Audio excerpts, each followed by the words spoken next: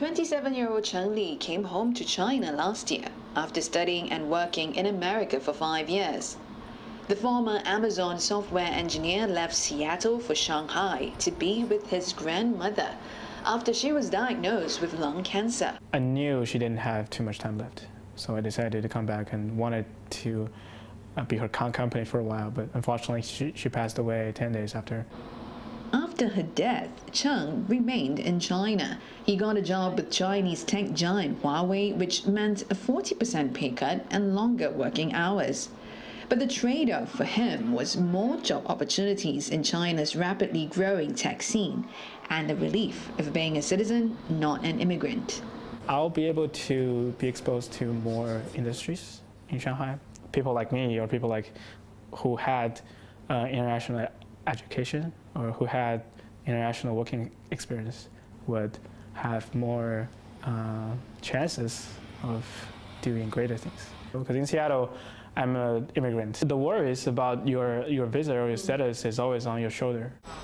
Cheng is part of a growing trend in China. More than 430,000 foreign-educated Chinese came home in 2016, up nearly 60% from 2012, according to a survey by Beijing think tank, the Center for China and Globalization. America is the top destination for Chinese studying abroad, but it also saw a record number of Chinese returnees in 2016, according to a white paper by California-based education consultant MentorX. 80% of Chinese students chose to return home after graduating immediately, citing reasons such as difficulty in getting a job and visa restrictions. Official data shows that under President Donald Trump's Buy American, Hire American policy, the number of skilled foreign workers denied visas to work in the U.S. doubled in November last year. But here in China, the government has rolled out tax cuts, permanent residence in first-tier cities, and generous startup funding to draw Chinese talent back from the U.S.